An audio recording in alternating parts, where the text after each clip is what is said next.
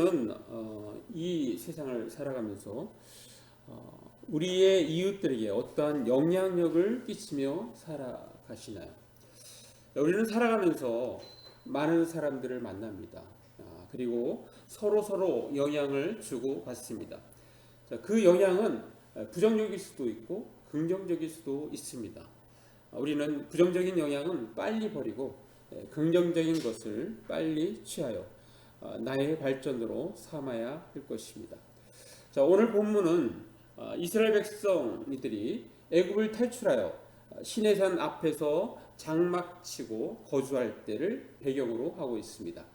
자, 어느 날 모세의 장인 어른이 딸 십보라와 손주 2명과 함께 그곳에 찾아옵니다. 자, 모세로부터 그동안 애굽을 탈출하면서 있었던 일을 듣습니다. 간증을 듣는 것입니다. 모든 이야기를 들은 모세의 장인 이드로는 여호와 하나님을 찬양합니다. 그리고 하나님께 제사 드립니다. 아론과 또 장로들과 또 모세와 함께 교제를 나누면서 하루 잠을 잡니다. 자, 이튿날이 되었습니다. 자, 장인 이드로는 특이한 모습을 보게 됩니다. 자, 이 모세가 앉아 있고 백성들이 아침부터 저녁까지 모세 곁에 서 있는 것을 보게 됩니다. 그리고 모세는 하루 종일 재판 일을 합니다. 자, 옆에서 지켜보던 장인 이드로는 그 이유를 모세로부터 듣고 모세에게 좋은 방안을 제시를 합니다. 자, 그림으로 잠깐 보겠습니다. 자, 이게 많은 사람들이 이렇게 서서 이 모세 앞에 오는 거예요. 그러니까 이거는 영화의 한 장면인데 지금 서로 대화를 하는 거예요. 왜 그렇게 하느냐? 여기서 이제 이야기를 하죠. 백성들이 나한테 이렇게 재판을 받으러 옵니다. 그렇게 얘기를 해요. 근데 자기들이 볼 때는 하루 종일 하니까 이 기다리는 사람도 지치고 모세도 지치잖아요. 그죠? 우리나라가 이렇게 모든 걸 빨리빨리 잘하는 나라로 소문나 있는데 특별히 이렇게 비행기 같은데 수속 밟는 거 보면은 우리나라가 엄청 빠릅니다. 모든 게 자동으로 시스템화되어 있기 때문에 굉장히 빠른데 그걸 일일이 제대로 시스템이 안 돼서 일일이 그것을 기다려서 하려면 서로가 다 힘이 들겠죠. 그런 상황을 좀 보면서 좋은 아이디어를 제안을 하는 것입니다. 자, 그 내용이 출애굽기 18장 19절 제가 한번 읽어볼게요. 이제 내 말을 들으라. 내가 네게 방침을 가르치리니 하나님이 너와 함께 계실지로다. 너는 하나님 앞에서 그 백성을 위하여 그 사건들을 하나님께 가져오며 이거 쉬운 말로 하면 여보게 내가 하는 말 한번 들어보지 않겠나? 조언을 해주고 싶구만. 나는 정말 하나님께서 자네를 도와주시기를 바랄 뿐일세. 자네는 백성의 대표가 되어 그들이 해결하기 어려운 문제거리를 가져오면 그것을 자네가 하나님께 내놓게나 하면서 계속해서 그 말을 이어갑니다. 자, 20절 보니까 자, 먼저 어떻게 하라고요? 그들에게 율례의 법도를 가르치며 마땅히 갈 길과 할 일을 그들에게 보이고 먼저는 사람들 앞에서 가르치라는 거예요. 하나님의 규례가 어떤 것인지 어떻게 말씀하시는지를 가르치라는 거예요. 자, 그 다음에는 조직을 세울 것을 말씀하시는데 21절 자, 제가 계속해서 읽어보겠습니다. 너는 또 온 백성 가운데서 능력 있는 사람들 곧 하나님을 두려워하며 진실하며 불의한 이익을 미워하는 자를 살펴서 백성 위에 세워 천부장과 백부장과 50부장과 10부장을 삼아. 그러니까 1000명의 장, 100명의 장, 또 50명의 대장, 또 10명의 대장을 삼아서 자, 그리고 어떻게 하라고요? 22절. 자, 한번 같이 읽어볼까요? 시작. 그들이 때를 따라 백성을 재판하게 하라. 큰 일은 모두 내게 가져갈 것이요 작은 일은 모두 그들이 스스로 재판할 것이니 그리하면 그들이 너와 함께 담당할 것이지요 일이 내게 쉬우리라. 자, 아주 좋은 방법이죠. 자, 하마터면 과로에서 쓰러질 수도 있었는데 때마침 장인 이드로의 조언으로 일 처리가 원활하게 처리가 되어서 모두에게 유익이 되는 그러한 말씀을 우리가 보고 있습니다. 자, 왜 하나님께서는 사람을 통해서 일을 하실까요? 자, 하나님은 왜 굳이 사람을 통해서 일하실까요? 하나님은 전능하신 하나님이지 않습니까? 자, 말씀으로 온 세상을 창조하신 분이십니다. 단지 그의 입김만으로 세상을 맑게 하시는 분이십니다. 자, 그러므로 하나님께서 직접 일하시면 모든 일이 완벽하게 될 것입니다. 자, 반면에 인간은 어떻습니까? 인간은 문제도 많고 탈도 많습니다. 욕심도 많습니다. 너무 연약해서 유혹에도 잘 넘어갑니다. 완전하신 하나님이 이런 불완전하고 문제투성이 인간과 함께 일하시려니 얼마나 마음이 상하시겠습니까? 자, 그런데도 왜 우리 하나님은 사람을 통해서 일을 하시는 것을 기뻐하실까요? 자, 그 이유는 우리에게는 하나님의 형상이 있기 때문입니다. 하나님의 형상. 자, 하나님께서는 인간을 만드실 때 자신의 형상으로 만드셔서 자신과 소통하게 하셨습니다. 자, 그리고 그 소통을 기뻐하십니다. 우리 한번 말씀 보겠습니다. 창세기 1장 26절 한번 같이 읽습니다. 시작. 하나님이 이르시되 우리의 형상을 따라 우리의 모양대로 우리가 사람을 만들고 그들로 바다의 물고기와 하늘의 새와 가축과 온 땅과 땅에 기는 모든 것을 다스리게 하자 하시고. 자, 여기서는 우리의 형상을 따라, 그래서 성부, 성자, 성령 하나님, 우리의 형상을 따라, 그리고 어떻게 하라고요? 모든 것을 다스리게 하셨다는 거예요. 우리로 하여금. 자, 하나님의 형상 중 대표적인 것이 무엇인가 한번 잠깐 보겠습니다. 사랑, 긍휼, 자비, 창조적인 생각, 자유의지, 인내, 희로애락, 기쁘고 노하고 슬프고 즐거움, 이러한 것들이 하나님의 형상대로 우리가 지어졌다는 것입니다. 자, 그리고 그것에 대한 이야기, 예가 성경에는 가득합니다. 자, 하나님께서는 인류를 창조하시고 나서 그 인간들이 타락하는 모습을 보고 심판하실 생각을 하셨고, 그리고 재창조를 하는데 그것을 누굴 통해서 하십니까? 노아를 통해서 합니다. 노아를 통해서. 이게 심판하기 직전, 물로 심판하기 직전에 방주를 만들게 하고 이 수많은 동물들을 이렇게 쌍쌍해서 안으로 들어가는 장면을 이렇게 우리가 연상할 수 있는데요. 노아를 통해서 이 일을 하세요. 노아를 통해서. 자, 가나안 땅을 정복할 때 누구를 통합니까? 바로 여호수아를 통해서. 여호수아를 통해서 이게 좀 여리고성 상징적인 거죠. 이 라합의 붉은 줄. 자, 여호수아를 통해서 하나님께서 약속하신 가나안 땅을 정복하십니다. 정복. 그러니까 여호수아를 지도자로 삼아서 그 일을 하시는 것입니다. 자, 사람들이 이제 왕을 세우는 것을 막 원했어요. 근데 제대로 된 왕의 샘플은 누구냐? 사울왕은 실패했죠. 제대로 된 정말 하나님이 원하시는 그 왕의 모습, 그것을 우리는 다윗 왕에서 찾을 수가 있습니다. 또 신중의 신은 바로 하나님이십니다. 라는 것을 이렇게 비주얼로 보여준 사건이 바로 엘리야가 바알 선지자, 아스야 선지자를 모아놓고 갈멜산에서 보여준 사건입니다. 이렇게 사람을 통해서 하나님은 일을 하시는 것입니다. 자, 유다 민족이 완전히 다 멸망해서 사라질 상황이 되었는데, 그때 하나님께서는 모르드게와 에스더 왕비를 통해서 다시 구원하시고 회복시키는 그러한 상황을 우리는 역사에서 볼 수 있습니다. 자, 계속해서 이스라엘을 이렇게 애굽을 탈출해서 광야로 갈 때 누구를 쓰십니까? 바로 모세를 통해서. 모세는 특별하게 어렸을 때부터의 모습을 보여주고 있습니다.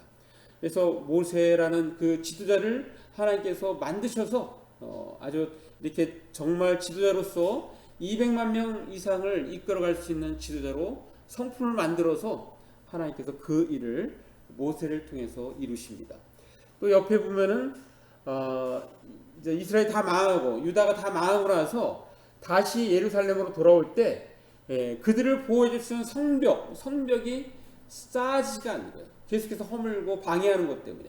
자, 그 일을 누굴 통해서 합니까? 바로 느헤미야를 통해서 하나님은 그 일을 이루어 가십니다. 자, 블레셋 사람들을 심판할 때 누굴 사용하십니까? 바로 삼손을 사용하십니다. 삼손. 자, 삼손이 이렇게 나중에는 이렇게 눈이 빠지고 머리가 잘려가지고 정말 비참한 삶을 살았는데 마지막 하나님께 기도하면서 이게 머리가 길러지고 그래서 자기를 이렇게 양 기둥 기초 가장 중요한데 세워달라고 해갖고 이것을 심으로 무너뜨려서 이때 죽은 사람이 3,000명이에요. 3,000명. 살아있을 때 죽인 사람보다 더 많은 사람을 이때 죽였는데 이것이 뭐예요? 삼손을 통해서 블레셋을 심판하시는 하나님의 그 사역을 삼손이 감당을 한 것입니다. 자, 성경에서 최고의 하이라이트는 무엇입니까? 바로 예수님께서 하나님이 이 땅에 내려오셔서 바로 우리를 위해서 우리 죄를 문제를 해결하기 위해서 십자가 못 박에 돌아가시고 죽으신 지 3일 만에 부활하신 사건, 그것이 가장 하이라이트죠. 자, 이렇게 보면 자, 이렇게 고통스럽게 십자가를 지고 가는 건 뭐예요? 바로 우리의 다 죄를 짊어가시는 거예요. 우리의 죄를 짊어가시는 거예요. 그리고 이렇게 십자가에서 정말 하나님께서 이렇게 십자가에 비참하게 돌아가신 것은 바로 우리의 죄 문제를 해결하기 위해서 이렇게 돌아가신 것입니다. 자, 하나님이 이 땅에 육신의 몸으로 오셔야지 이 우리의 죄 문제가 해결되는 거예요. 자, 그래서 요한복음 1장 14절 우리 같이 읽습니다. 시작. 말씀이 육신이 되어 우리 가운데 거하시니 우리가 그 영광을 보니 아버지의 독생자의 영광이요 은혜와 진리가 충만하더라. 자, 왜 하나님이 이 땅에 인간으로 오셨습니까? 우리 문제를 해결하기 위해서예요. 우리처럼 인간의 연약한 모습으로, 그러나 우리는 맨날 이렇게 죄에 빠지게 되고 죄를 짓게 되고 유혹에 넘어가고 하는데 예수님이 그것을 이길 수 있는 것을 샘플로 보여주잖아요. 예수님도 연약한 인간의 모습으로 오셔서. 자, 그 말씀 한번 읽겠습니다. 히브리서 4장 15절 말씀. 자, 같이 읽습니다. 시작. 우리에게 있는 대제사장은 우리의 연약함을 동정하지 못하실 이가 아니요 모든 일에 우리와 똑같이 시험을 받은 이로되 죄는 없으시니라. 자, 우리의 연약함을 우리 잘 알고 계세요. 그러면서도 예수님은 단 한 번도 유혹에 빠져 죄를 범하신 일이 없으십니다. 그렇게 온전하고 완전하신 분이기 때문에 인류의 모든 죄를 대신 짊어지시고 우리를 의롭게 하게 해 주신 것입니다. 자, 그 위에도 자, 이후에 계속해서 이방인들에게 복음 전도할 때 누굴 사용하셨습니까? 사도 바울을 사용했습니다. 이게 당시 로마 제국이에요. 이 핑크가 당시 로마 제국에 영향력이 미치는 지역입니다. 바로 로마는 어디 있습니까? 여기에 있죠. 여기. 그래서 유대 지역에서 사도 바울이 마지막에는 로마까지 가서 이때 당시 세계라고 할 수 있는 이 지역 전체에 복음을 확산하는 그 역할을 바로 사도 바울이 합니다. 사도 바울. 자, 그러면 그 사도 바울을 그렇게 쓰시는 분은 누구야? 하나님이시가 하나님. 하나님께서 사도 바울을 통해서 당시에 전 세계의 복음이 증거되도록 하셨습니다. 왜 12제자를 사용하지 않았을까요? 12제자는 언어의 한계가 있어요. 언어의 한계. 이때는 라틴어를 쓸 수 있어야 되잖아요. 그죠? 라틴어. 그러니까 이 라틴어와 이 언어를 능숙하게 사용하는 사람이 바로 사도 바울이었어요. 사도 바울. 그래서 하나님 사도 바울을 특별히 이렇게 이방인의 사도로 세우셔서 이때 당시에 복음을 증거하게 하신 것입니다. 자, 하나님은 때로는 불신자를 통해서 일하실 때도 있습니다. 자, 가나안 땅을 정복할 때 누구를 사용했습니까? 기생 라합을 사용했어. 이건 이제 여리고성에서 정탐꾼이 이제 그들의 눈을 피해서 이렇게 달아나는 거예요. 지금 달아나는 거를 이 라합이 도와주고 있는 것입니다. 그래서 3일간 이렇게 숨어 있다가 뒤쫓는 사람들이 없어서 다시 성으로 들어갈 때 이들이 다시 좀 모세한테 가는 그런 모습을 보여주고 있어요. 이제 여호수아에게 가죠. 자, 이때 라합이 아주 중요한 역할을 합니다. 그래서 라합은 하나님을 믿지 않는 사람이었지만 이걸 통해서 하나님 믿게 되고 이 라합에 속해 있는 모든 가족이 다 살게 됩니다. 하나님은 라합을 사용하신 것입니다. 자, 하나님은 고레스 왕을 사용하셨습니다. 고레스 왕. 자, 고레스 왕은 바벨론의 초대 왕이에요. 초대 왕. 자, 하나님은 어떤 일을 지금 이스라엘 사람들 약속했어요? 너희가 예루살렘으로 귀환할 것이다. 귀환. 그러면 귀환하려면 그 귀환하는 걸 도와줘야 될 거 아니에요. 그 누가 도와줍니까? 그것은 그때 당시에 제국의 왕으로서나 도와줄 수 있는 거예요. 아수로서는 안 됩니다. 그럼 아수르가 멸망해야 될 거 아니에요. 그래서 그 멸망하게 하고 바벨론의 초대 왕을 바로 고레스로 세워준 거예요. 근데 고레스는 어떻게 했습니까? 자, 에스라서 5장 13절 같이 있습니다. 시작. 바벨론 왕 고레스 원년에 고레스 왕이 조세를 내려 하나님이 이 성전을 다시 건축하게 하고. 자, 이 고레스 왕은 어떻게 하나님이 이 성전을 다시 건축하도록 했을까요? 그것은 고레스가 자기가 바벨론을 세울 때 자기를 도와주시는 분이 하나님이라는 것을 자기는 경험을 통해서 알기 때문에 그래요. 알기 때문에 하나님이 어떠한 지시를 해도 소원을 해도 이 고레스 입장에서는 다 들어줘야 되는 입장이야. 그렇기 때문에 하나님께서 성전을 다시 건축하라고 할 때 그것을 이렇게 거기에 쓰고 조서에 쓰고 다른 왕이 내가 죽어서 후대에 그걸 잊을지라도 그걸 보여주면 거기 다 있어. 초대 왕에게 썼다는 거. 그것 때문에 결국은 느헤미야도 성벽을 세울 수 있었던 것입니다. 그것을 누가 했어요? 하나님께서 하셨어요. 근데 누구를 통해서? 믿지 않는, 하나님을 믿지 않는 고레스 왕을 통해서. 그렇게 하나님은 사람을 통해서 이 일을 하시는 것입니다. 자, 사랑하는 나무자기 성도 여러분, 하나님께서는 사람을 통해서 일하십니다. 자, 구약의 아람 군대 나만 장군이 당시 불치병인 나병이 걸렸습니다. 자, 나만 장군에 대한 평가가 열왕기하 5장 1절에 나옵니다. 제가 한번 읽어보겠습니다. 아람 왕의 군대 장관 나아만은 그의 주인 앞에서 크고 존귀한 자니 이는 여호와께서 전에 그에게 아람을 구원하게 하셨습니다. 그는 큰 용사이나 나병 환자더라. 자, 이 아람은 군대 장관인데 바로 아람이 망할 수 있었는데 구원한 그러한 군대 장관이야. 얼마나 그 나라에서는 대단한 사람입니까? 그런데 그가 뭐예요? 나병 환자야. 나병 환자. 그때 당시에는 불치병입니다. 이 나병 환자를 어떻게 고칩니까? 어떻게? 그런데 한 소녀를 통해서, 그 소녀는 바로 이스라엘 소녀예요. 바로 북이스라엘 소녀인데 붙잡혀간, 그래서 이 나만 장군을 섬기는 그러한 여종으로서의 소녀입니다. 그 소녀의 입을 통해서 그 해결책을 듣게 하는데, 그게 열왕기하 5장 3절 말씀 한번 같이 읽어볼까요? 시작.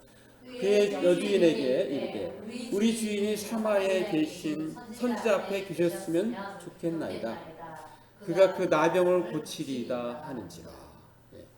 자, 문둥병자가, 나병 환자가 정말 자기는 이렇게 해서 죽을 수밖에 없는데 이렇게 희망의 메시지를 들면 이거를 안 할 수가 있습니까?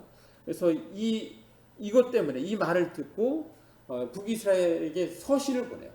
그래가지고 결국은 이때 당시에 엘리사 선지자를 만나게 하는, 그렇게 해서 결국에는 이렇게 나병에서 낫는 그 역사가 일어납니다. 그러니까 그 일의 매개체가 누구였다고요?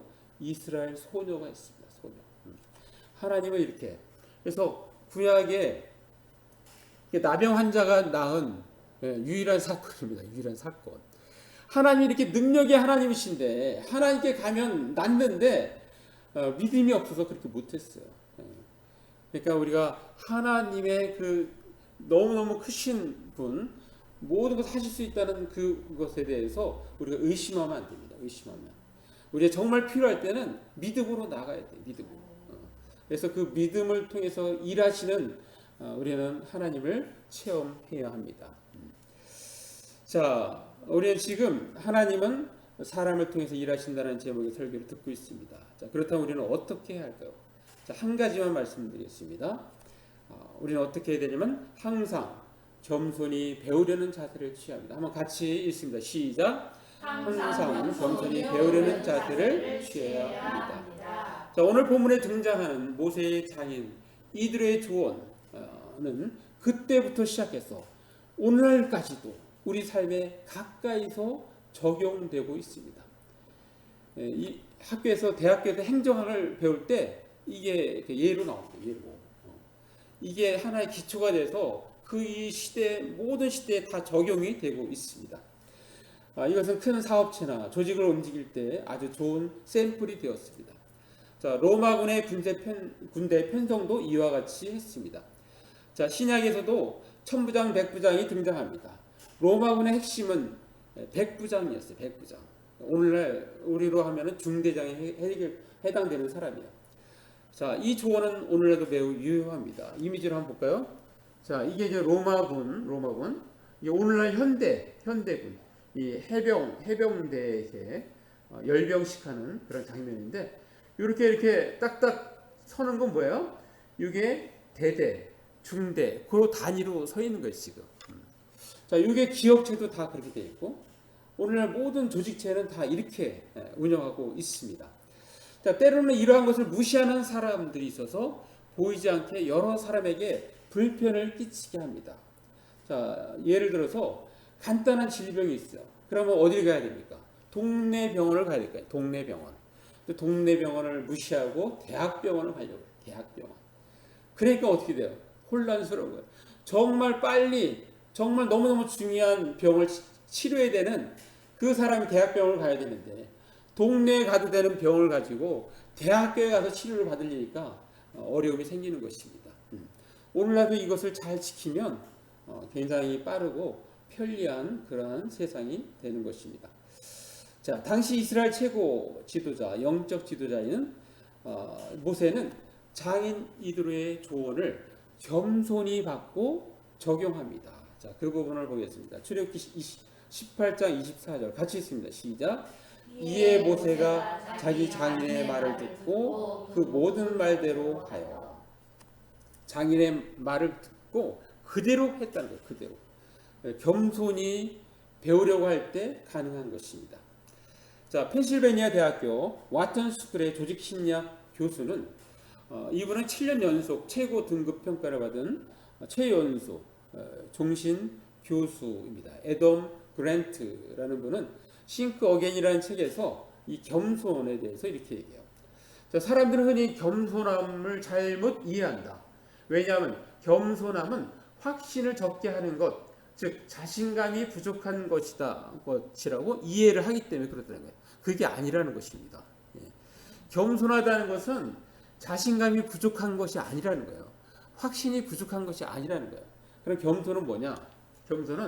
겸손함이 인생의 경험을 흡수해서 이것을 지식과 지혜로 바꿔놓는다면, 오만함은 인생의 경험을 튕겨내는 고무방패이다. 사람이 오만하면 안 되는 거. 오만하면 더 이상 이제 조언이 안 들어오는 겁니다. 겸손해야지 인생의 경험을 이렇게 흡수해서 자기 걸로 만들 수 있다는 것입니다. 자, 계속해서 미국 펜실베니아 주 전역 캠퍼스의 이 교육 목사, 설교 목사요.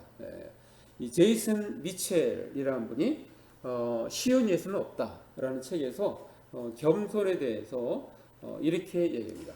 겸손은 내가 죽고 예수가 사는 것으로 교만을 죽이는 길이며, 교만은 자신의 나라를 세우며, 겸손은 하나님 나라를 세우는 것이다. 우리가 하나님 나라를 세우는데 열심히 하면 그건 겸손한 거예요. 겸손한 거. 그런데 교만한 사람은 어떻게 해요? 하나님이 아니라 자기의 나라, 자신의 나라를 세운다는 거예요. 우리가 겸손에 대해서 정확히 그 뜻과 의미를 아시기 바랍니다. 우리는 항상 겸손한 자세를 취해야 합니다. 그리고 동시에 우리는 배우려는 자세를 취해야 합니다. 자, 임상 심리학자 하면서 어린이 심리치료사, 아델피 대학의 임상학 교수로 역임했던 하임 기너트라는 분은 아주 유명한 책, 교사와 학생 사이라는 책에서 이 배움에 대해서 이렇게 얘기해요. 자, 책임감, 존중하는 마음, 충성심, 정직, 자비심, 연민과 같은 윤리적인 관념들은 직접 가르친다고 해서 아이들이 배울 수 있는 것이 아니다. 이것은 학교에서 가르쳐도 이건 아이들이 깨닫지 못한다는 거예요. 그러면 어떻게 해야 되느냐? 요 책임감, 존중하는 마음, 충성심, 정직, 자비심, 연민. 그것들은 삶이 이루어지는 구체적인 상황 속에서 자기가 존경하는 사람을 통해서만 배울 수 있다라고 그렇게 안내하고 있습니다. 자, 우리가 존경하는 사람은 오늘날 현대뿐만 아니라 과거 역사에도 무수히 많습니다. 자, 대한민국 대표 역사 강사인 최태성, 전국 학생들에게 믿고 듣는 큰별쌤이라는 찬사를 듣고 있는 이 최태성은 역사의 쓸모라는 책에서 이렇게 얘기해요. 역사는 삶이라는 문제에 대한 가장 완벽한 해설서다. 어떤 삶의 벽에 부딪혔을 때 그 해결책을 역사를 통해서 찾을 수 있다는 거예요. 그래서 자기 경험을 이렇게 적고 있어요. 놀랍게도 100년 전, 1000년 전에 살았던 사람도 저와 같은 고민을 하고 비슷한 위기를 겪고 또 극복해 내더군요. 이렇게 인터뷰에서 이제 밝힌 내용이에요. 자, 성경에는 수많은 인물들이 등장합니다. 그 인물들은 역사적인 인물이면서 동시에 우리에겐 신앙의 선배며 멘토들입니다. 자, 성경을 읽으면서 그들과 더욱 가까워지며 또 함께 호흡하는 것 또한 신앙생활의 묘미입니다. 자, 하나님께서는 사람을 통해서 일하시기 때문에 우리는 만나는 이웃을 통해서 하나님의 뜻과 음성을 발견하기도 합니다. 자, 우리가 지상으로 올라가는 그 문제도 오늘날 권영희 집사님이 그날이 4월 23일이에요. 토요일날 저를 만나자고 하는 거예요. 만나자고 하는데 그때 권영희 집사가 하는 얘기가 목사님 제가 월세 30만 원이라도 낼 테니까 지상에 올라가자. 저는 그때 하나님의 음성으로 딱 들은 거예요. 그러니까 제가 했던 고민은 뭐 올라가야 된다 말아야 된다 이게 아니었어요. 저의 고민은 뭐였냐면 하나님 뭐 코로나도 그렇지만 지금 다 교인이 없고 이제 없는데 제가 하나님 어떡합니까? 그냥 목회를 여기서 접어야 됩니까? 저의 고민은 그거였어요. 왜냐하면 여기서는 뭐 어떤 해답이 안 나오잖아요. 지금 상황에서. 근데 집사님이 그 얘기를 했을 때 하나님이 올라가라는 거예요. 올라가라. 올라가면 된다는 것입니다. 할렐루야. 된다는 거예요. 된다는 거. 그래서 그 다음날 바로 발표했잖아요. 선포했잖아요. 하나님의 음성을 들은 거예요. 너가 지금 상황 보지 말고 올라가. 올라가면 될 거야. 이걸 하나님께서 저에게 그렇게 확신을 주신 것입니다. 자, 그 확신을 또 이렇게 눈으로 보게 한 사건이 있었어요. 권영희 집사님이 없을 때 그날이 6월 19일입니다. 6월 19일 날 권영희 집사가 부산에 엄마하고 예배 드린다고 했을 때 그날 이제 권영희 집사를 데리러 안 가도 되니까 사모하고 제가 같이 왔어요. 그날 같이 따고 왔는데 병지병아도 없을 때 학교에 있을 때 근데 바로 이게 있는 거예요. 문 앞에 이 상자가 딱 있는 거예요. 이 상자가. 그래서 이 상자가 과연 무엇일까 하고서 이걸 뜯어봤어요. 그랬더니 뭐가 있었냐면 제가 다음 화면을 보여드리겠습니다. 바로 이게 있는 거예요. 이 상자에 토트넘의 티가 있고 그 다음에 이게 구약과 신약의 지리로 보는 성경이 안내서가 있고 그리고 이 문패가 있어요. 이게 뭐냐면 내가 어디로 가든지 여호와 하나님이 너와 함께 하리라. 동행. 그러면서 5만 원짜리 20장 100만 원이 딱 들어있는 거예요. 100만 원. 이거 다른 목사님들한테 하면은 야 이런 일이 없다는 거예요. 이런 일이 자기들은 없다는 거예요. 되게 부러워하더라고. 이런 일이 딱 생긴 거예요. 자, 그 돈으로 이것도 구입한 겁니다. 이것도. 이거 과연 누가 했을까? 어떤 천사가 이렇게 또 우리에게 이렇게 힘을 주면서 이렇게 했을까? 예. 나중에 알고 보니까 정필형제였어요. 정필형제. 정필형제가 우리 이렇게 설교를 듣는 걸 계속 듣고 있으면서 교회가 지산으로 올라간다니까 감동을 받아갖고 이렇게 한 거예요. 그날 아침에 주일날 아침에 와서 이렇게 한 것입니다. 여러분 하나님은 사람을 통해서 일하십니다. 자 마무리합니다. 자 하나님께서 사람을 통해서 일하신다는 것은 우리에게 두 가지 의미로 다가옵니다. 첫째는 우리 각자가 하나님 앞에 준비되어 있으면 반드시 우리를 쓰신다는 것입니다.